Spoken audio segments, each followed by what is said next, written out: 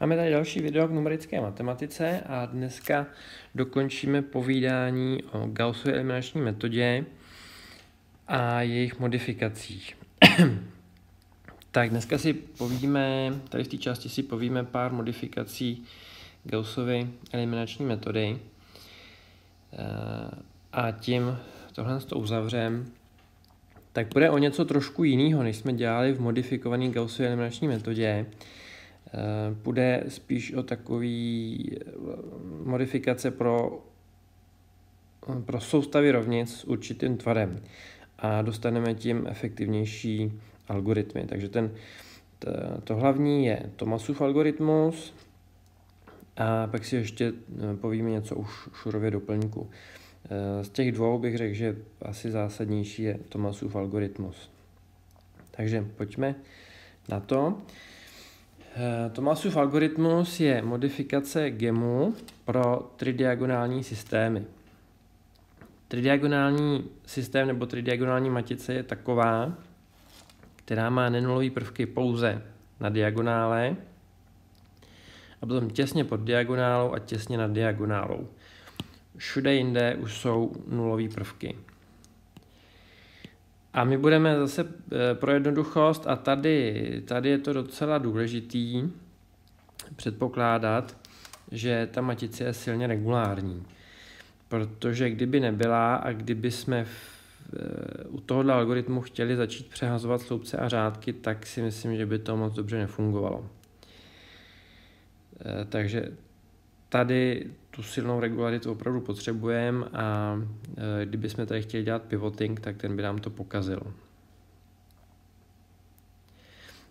Tak, když se podíváme na takovouhle soustavu, tak zjistíte, že vlastně my nebudeme dělat nic jiného než klasický GEM.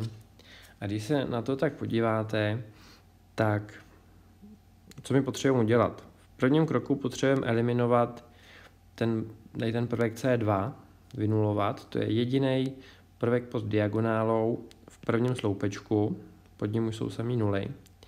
A my když ho budeme eliminovat, tak budeme odečítat, tak zase první řádek podělíme tím A1, takže tady bude jednička, přepočítá se tohle.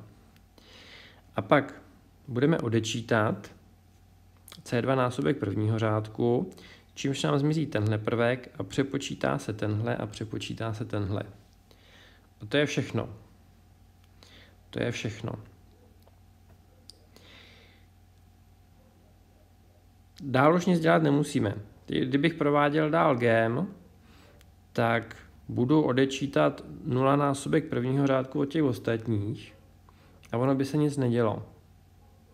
Protože tady všude jsou nuly, že jo? Takže to by mi říkalo odečti vždycky 0 násobek prvního řádku od těch ostatních a vlastně nic by se nedělo. Takže to bychom dělali zbytečnou práci.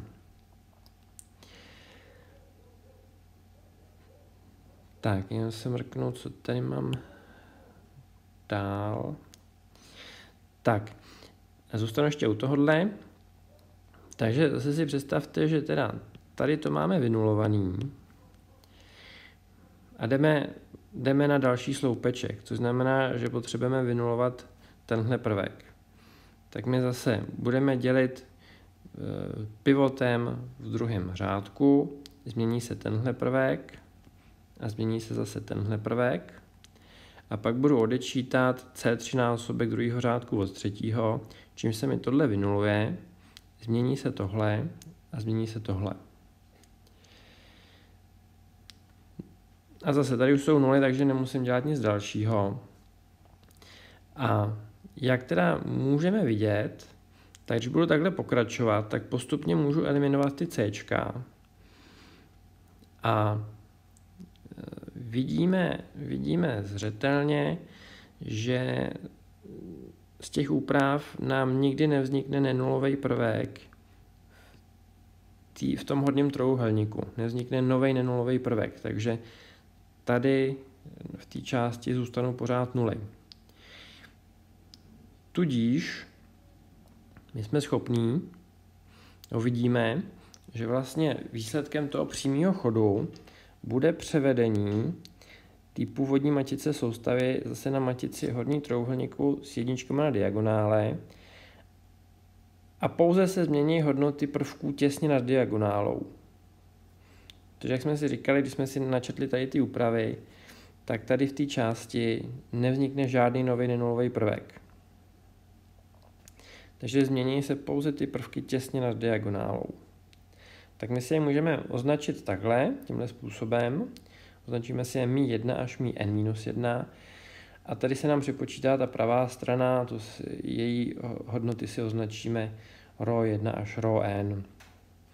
Tak je to takový standardní značení u tady toho algoritmu, tak se ho budeme držet. No a snadno si teda ukážeme, jak napočítat ty hodnoty μ a ρ. Tak jak jsme říkali, tak nejdřív první řádek dělíme prvkem A1. Takže dostáváme, že μ1 rovná se B1 lomeno A1. A stejně tak dostáváme, že ρ1 se rovná D1 lomeno A1. No a teďkon teda, abych eliminoval C2, tak budu počítat, že A2 se rovná A2 minus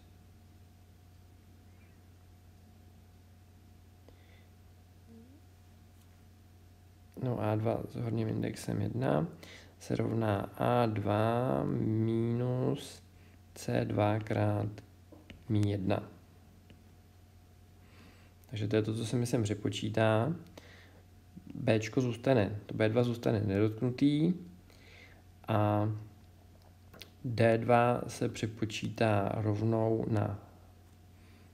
Ne, to se ještě nepřepočítá na ρ2, ale tady dostanu, že D2 s horním indexem 1 se bude rovnat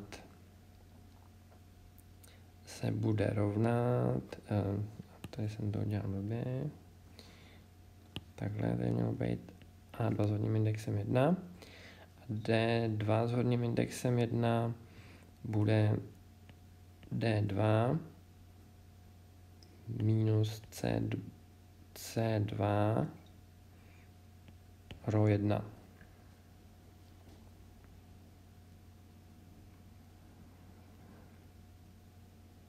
No a potom, že to jsme udělali eliminaci v prvním sloupečku a můžu jít dál. Takže tady dostávám A2 minus C2 μ1, D2 minus C2 ρ1. To je to, co jsme si ukázali tady. No a tak já zase provedu dělení tím pivotem, takže tady dostanu jedničku, tady dostanu B2 lomeno A2 minus C2 μ1, tady dostanu tenhle výraz. Takže tím jsme dostali μ2 a ρ2.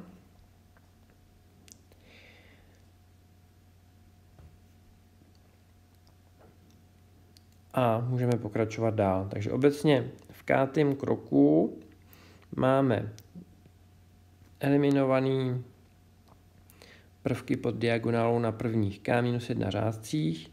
Tady máme nějaký prvek CK a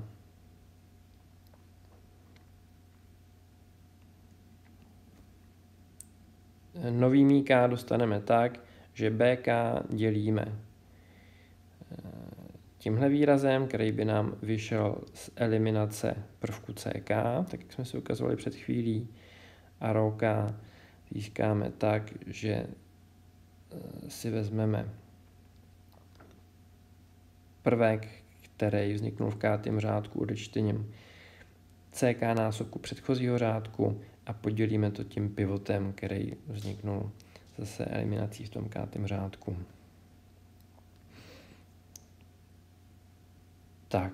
Takže snad možná to sem teda ještě pro úplnost napíšu, ať je to jasnější.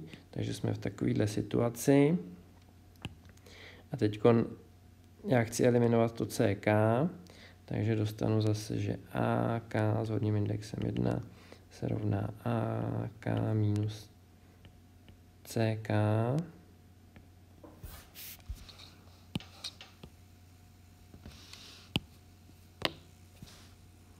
AK minus CK krát mí K minus 1. Takže to je prvek, který bych dostal tady, tou eliminací. A DK s hodným indexem 1 se rovná DK minus CK krát rho K minus 1.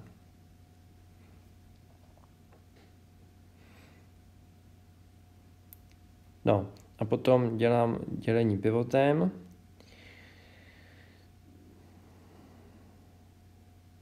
Takže plus dělení pivotem. A dostávám, že na teda diagonále v kátém řádku bude jednička.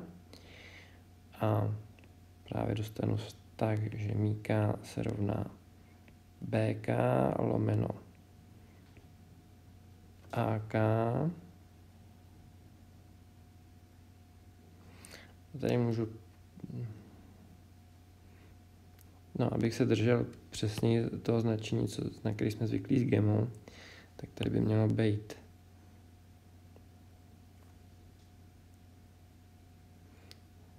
to, že to děláme v kátém kroku. A tak já to nechám jenom jako AK s čárkou, BK s čárkou, je to jednodušší. Takže uděláme jenom takhle. Tady bude lomeno AK s čárkou a rho se rovná DK s čárkou lomeno AK s čárkou. A to nám dává přesně tady ty výrazy. Tak je to fakt, myslím, jednoduchý. Tady na tom není nic moc složitýho.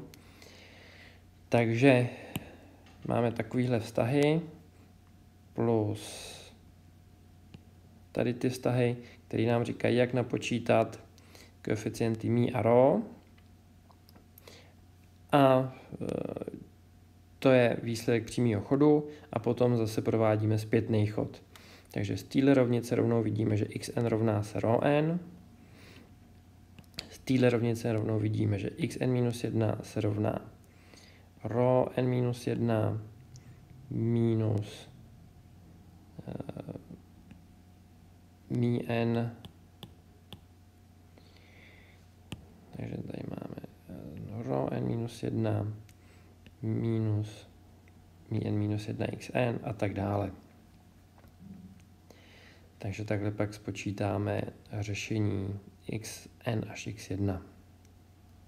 Takže když to dáme všechno dohromady, tak celý algoritmus je takový, že z těchto vztahů napočítám mí 1 rho 1, pak jdu pro k jdoucí od 2 do n-1 a napočítávám mí k rho k, pak si napočítám poslední rho n tímhle vztahem a následně pro k jdoucí od n-1 do 1 počítám takhle xk, ale ještě bych tady měl napsat, jo, xn rovná se rho n máme tady. Tak, takže tady je algoritmus, který provádíme a všimneme si, jaká je složitost tohoto algoritmu. Tak tady mám jenom nějaký 2 operace. Tady mám jakoby jeden cyklus jdoucí od 2 do n, takže jeho složitost bude on. Tady mám zase jednu operaci, tady mám nějakých pár operací, jednu operaci a tady je zase cyklus jdoucí od n do 1, takže jeho složitost je taky on. Celkově oba dva mi dávají zase složitost on. Takže máme tady lineární složitost. Jo? Porovnejte si to s ON na třetí klasického gemu. Takže to je hlavní přínos Thomasova algoritmu.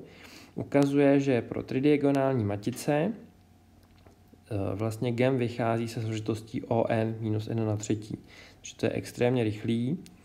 A důležitý na tom je taky to, že ty tridiagonální matice vyplývají z řady úloh.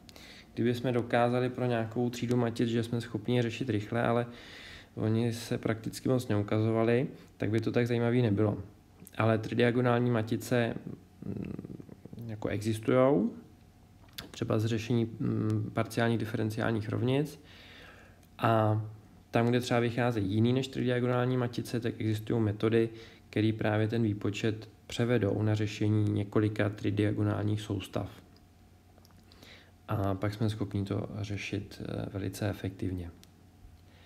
Tak, tady je implementace toho Thomasova algoritmu a není to nic jiného než přepsání tohodle souhrnu do C++. Takže to už tady teď tak podrobně rozebírat nebudem.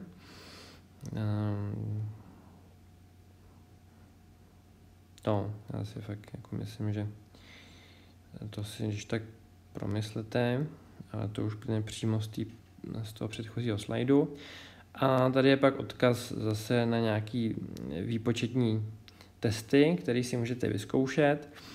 V těch zdrojácích je program, který se jmenuje Thomas Solver a on spíš teda jako by demonstruje ten Thomasův algoritmus. My mu zadáme velikost matice, velikost soustavy, kterou chceme řešit, a on si vytvoří soustavu s takovouhle maticí, která by měla být pozitivně definitní, snad, doufám. Doufám, že jo. A měla by být silně regulární, takže Thomasův algoritmus tam pak funguje. Pravá strana je napočítaná tak, aby řešení byl vektor samých jedniček. A ten program nejdřív řeší tu zadanou soustavu pomocí gemu a pak pomocí Thomasova algoritmu, aby jsme si mohli porovnat reálu rozdíl efektivity obou řešičů. Takže pochopitelně Thomasův algoritmus bude výrazně rychlejší, a to tím víc, čím víc to n roste.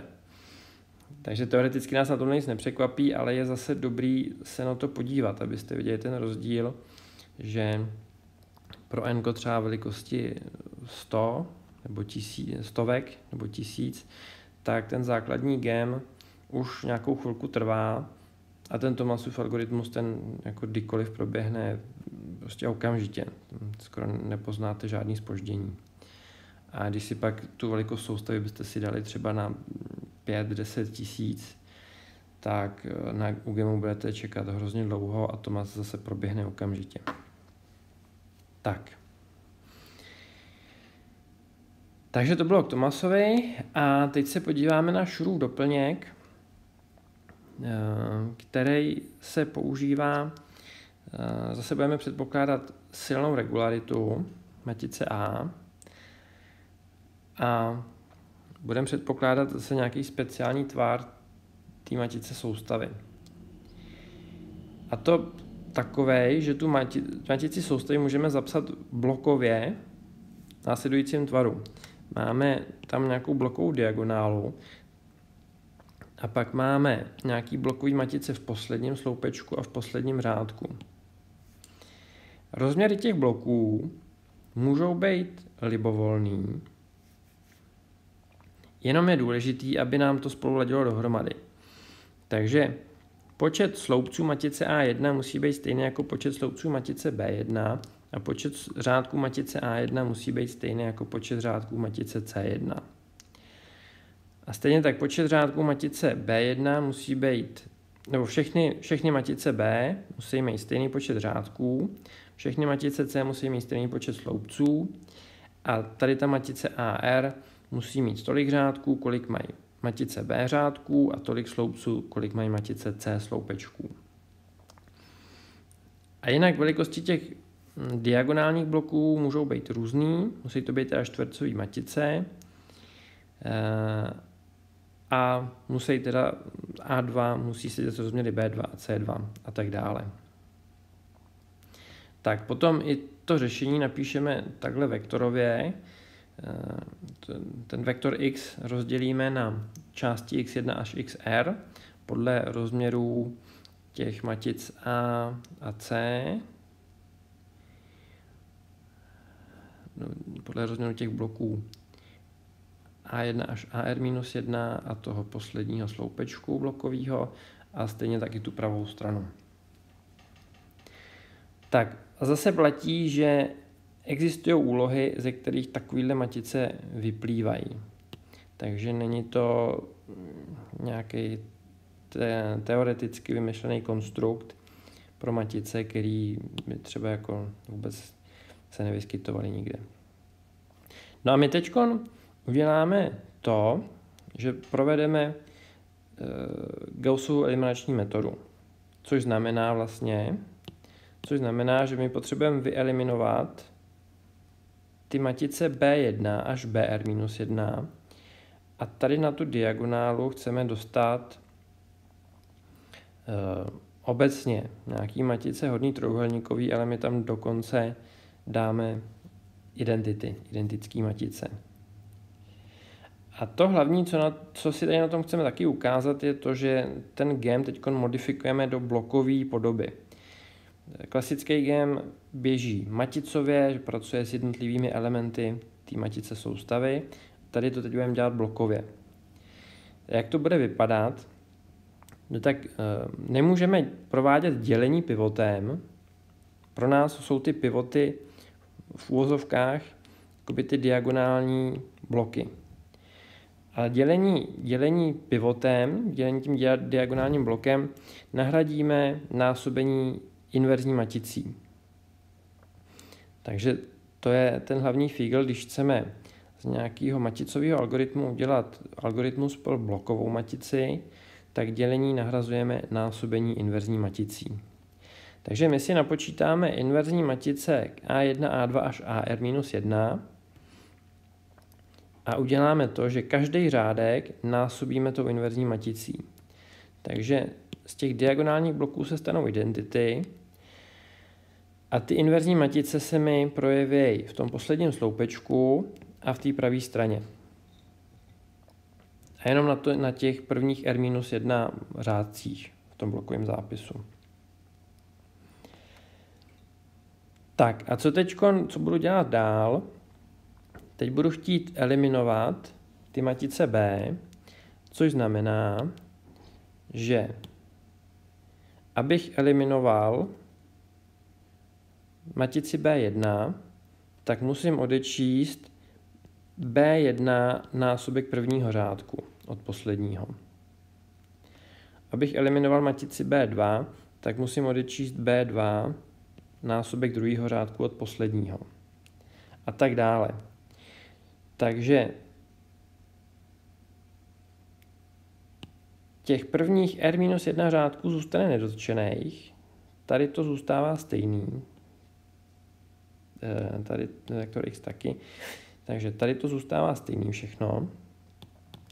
A co se nám změní? Tak, změní se nám ten poslední řádek. Pochopitelně tady všude jsme chtěli nuly, takže tady budou nulové matice. Tady jsou nulové matice. A zbyde nám tam akorát ten poslední blok vpravo dole. A co z něj bude? Takže zbyde tam ta matice AR a potom odečítám B1 násobek prvního řádku, takže tam bude B1 krát A1 na minus první C1. Pak jsem odečítal B2 násobek druhého řádku. Takže to je zase B2 krát A2 na minus první C2 a tak dále. Až BR-1 násobek předposledního řádku, takže to je BR-1 krát tenhle výraz. A to samé se stane s tou pravou stranou, kde jsme původně měli jenom DR, tak to nám tady zůstane. A tady jsou pak odečtený B1 násobek prvního řádku, takže to je B1 krát A1 na minus první D1. B2 násobek druhého řádku, takže B2 krát A2 na minus první D2 a tak dále. Takže vznikne nám z toho takováhle soustava a my si teď jenom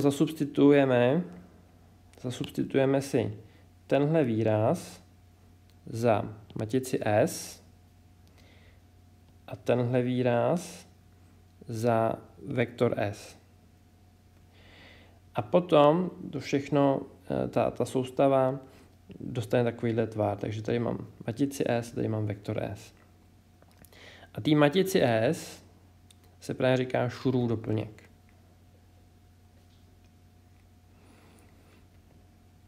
Tak Schurův doplněk má i některé teoretické vlastnosti, kterými se teď zabývat nebudeme,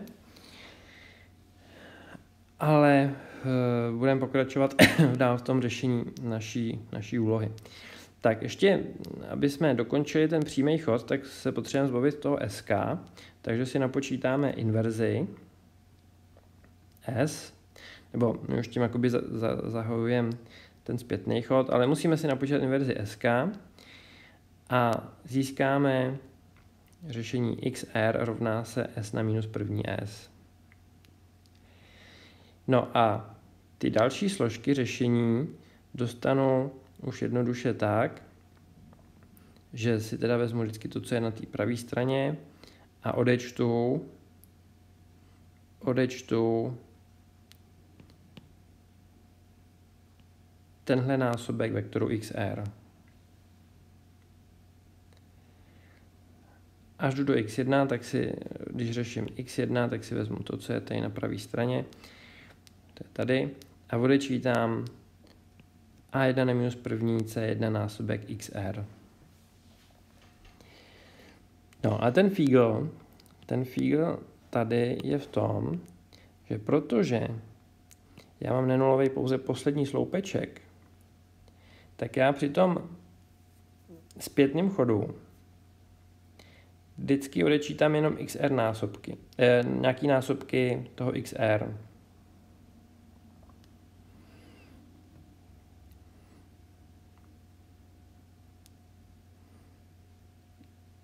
Normálně, že třeba když se podíváme zpátky do toho Thomase, tak u toho zpětného chodu tak jsme vždycky tady používali xn, pak bychom použili xn plus xn minus 1, xn minus 2 a tak dále. Takže jsme vždycky potřebovali, tak já jsem si napočítal tady xn minus 1 a pak jsem ho potřeboval v tom následujícím kroku. Takže tady byla čistě sekvenční závislost. Kdežto tady u toho Schura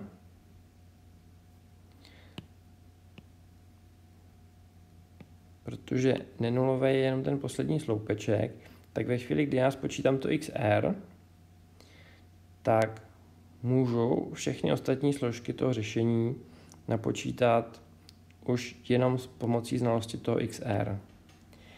A to můžu dělat paralelně. Takže my se tady jakoby paralelizací těch metod moc nezabýváme, ale to je jedna z velkých výhod tady toho Schurova doplňku, protože když se na to podíváte, on je právě základem řady paralelních metod pro řešení soustav lineárních rovnic. Tak my jsme si říkali, že v prvním kroku potřebujeme napočítat inverze k těm diagonálním blokům. A to všechno je na sobě nezávisí, takže ty já můžu počítat paralelně a můžu využít víc procesorů. Každý diagonální blok může být invertovaný jedním procesorem. Tak, potom si teda musím napočítat ten Schurův doplněk. Tady vidíte, že teda sčítám všechny ty bloky. Tak to můžu udělat teda jenom na jednom procesoru. Když nebudeme zabíhat nějak do detailů, by se to dalo nějak paralelizovat, ale to teď řešit nebudeme. Pak musím spočítat tu inverzi toho Schura, vypočítám si XR a pak můžu zase každou tady z těch složek řešit na jednom procesoru souběžně paralelně. takže to je přínos tady toho Schurova doplňku. On se používá u řady paralelních metod pro řešení soustav lineárních rovnic. Ovšem musíme ty rovnice dostat, musíme nejdřív získat rovnice toho tvaru, pro který se ten Schurův doplněk hodí. Takže tady je to shrnutý a je tady poznamenaný, že se to dá řešit paralelně, jak inverze těch bloků, tak potom výpočet složek toho řešení xr-1 až x1. To jsou teda zbylé složky, tady mi chybějí, to jsou vektory. Takže tady to jsou vektory. Tak, tady pak zmiňuji, že právě se to používá třeba u metod pro domain decomposition pro řešení parciálních diferenciálních rovnic. A my můžeme zase si jako představit, že ty bloky by mohly mít velikost 1x1 a půjde jenom o nějakou metodu pro nějaký speciální tvar matice, podobně jako u té tridiagonální soustavy, ale to se až tak často neobjevuje. Ten Schurův doplněk má spíš význam pro tu paralelizaci a v situaci, kdy si tu matici soustavy můžeme zapsat takhle v takovémhle blokovém tvaru. Ještě tak jako poznámku uvedu, že když si třeba vezmu, že R by bylo rovno 2, tak já mám u toho Schurova doplňku matici v takovémhle tvaru a vlastně takhle můžu zapsat libovolnou matici.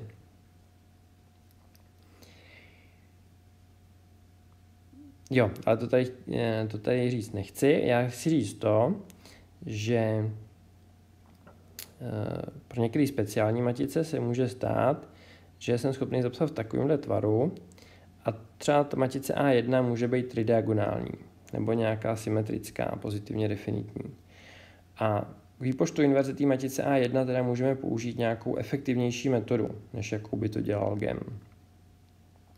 A i když teda potom budeme muset počítat ten Schurův doplněk a tam něco ztratíme, tak když se to dobře podaří, že třeba ta matice A1 je velká vůči tomu zbytku, tak tím můžeme hodně vyzískat. Takže ten Schurův doplněk je i vhodnou metodou pro kombinování různých metod. Takže zatím z toho, co víme, tak třeba můžeme použít tu tridiagonální. Nebo když by A1 byla symetrická, pozitivně definitní, tak můžu si třeba pro ní předpočítat Choleskýho rozklad. Možná by to třeba k něčemu pomohlo.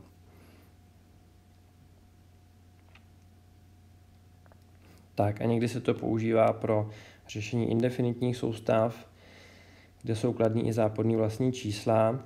A to je sice Gaussově eliminační metodě jedno, ale některé iterační metody potom na těch indefinitních maticích nefungují moc dobře. Což ale zatím nevíte proč a to se dozvíte potom v té další části přednášky. Tak. To, co je tady, ale možná to nejpodstatnější je, ještě to zopakuju, to, že jak ten Schurův doplněk, tak třeba ten Thomasův algoritmus můžeme provádět blokově. Takže já se ještě k tomu Thomasovu algoritmu trochu vrátím. Takže představte si, že bychom měli matici soustavy v tomhle tvaru. Já tady to smažu.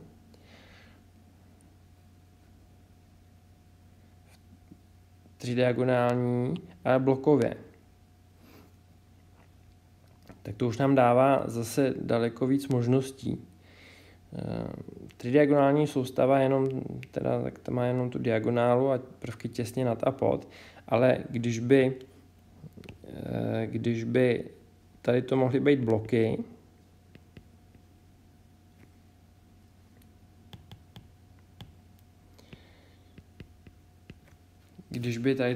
bloky, tak se dostávám k něčemu, co už je mnohem obecnější. Jo, můžu jako víc víc složitější matice můžu vyjádřit v takovémhle tvaru blokovým. No a jak bych pak postupoval, že jo, tak bych si musel napočítat teda inverzi a1 na minus první a pak bych teda tím vynásobil první řádek, takže tam bych dostal identitu a a1 na minus první krát b1. Tady to by byly vektory, takže tady bych dostal a1 na minus první krát d1. No a pak bych odečítal c2 násobek toho prvního řádku, takže místo c2 bych dostal nulovou matici a tady bych dostal matici a2 minus c2 krát a1 na minus první b1. A tady bych dostal d2 minus c2 krát a1 na minus první d1. Jo, takže ty předpisy by se akorát změnily takovýmhle způsobem. A obecně, když mám nějakou metodu, která funguje na maticových prvcích, tak já ji můžu přepsat blokově tak, že bych si teda zavedl třeba matici, nebo ne, to by byl vektor míka, takže míka byl vektor a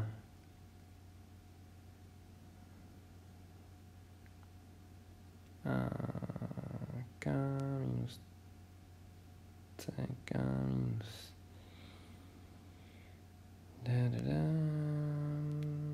tak, teď by mi tady, teď se přiznám, že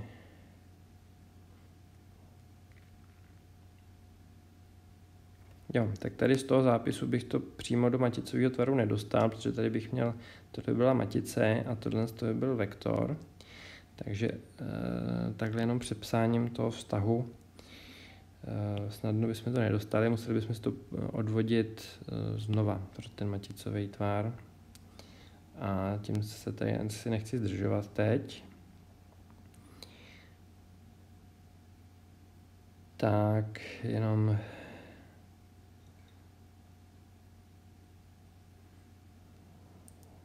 no, prostě já myslím, že tady z toho je to jasný. Tohle by byl druhý řádek po té první úpravě.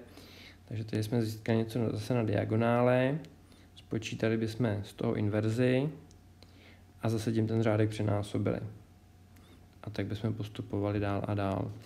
Tak výhoda toho je, tady těch úvah je taky v tom, že když my řešení jedné velké soustavy matic rozdělíme na několik menších bloků, tak na to můžeme dost vydělat i proto, že čím menší bloky řešíme, tak tím rychlejší ten gem je. On má složitost o n na třetí. Takže když já budu řešit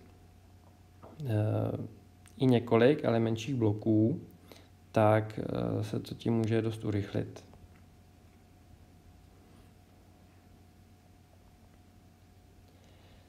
Tak, takže to je asi všechno, co jsme si tady k tomu chtěli říct. Tak shrnutí tady té části, co je tady to důležitější, tak teda ten Thomasův algoritmus, ten se používá poměrně často, ten je dobrý znát. Ten Schurův doplněk asi v tenhle moment pro vás není tak super důležitý. Chtěl jsem na něm spíš ukázat možnost přepisu těch maticových metod do blokového tvaru. Takže to důležitější, co jsme si tady chtěli ukázat, tak jsou ty blokové modifikace a jak jsem říkal, dali by se odvodit i třeba pro ten tridiagonální, pro ten tridiagonální řešič. Tak, a ten Schurův doplněk spíš byste pak ocenili někteří z vás, kdo byste se zabývali víc numerikou. Takže asi to důležitější je tady ten tridiagonální řešič. Tak, takže to máme všechno ke Gaussově eliminační metodě. A jako další téma v další části budou už iterační metody pro řešení soustav lineárních rovnic. Takže pro teď je to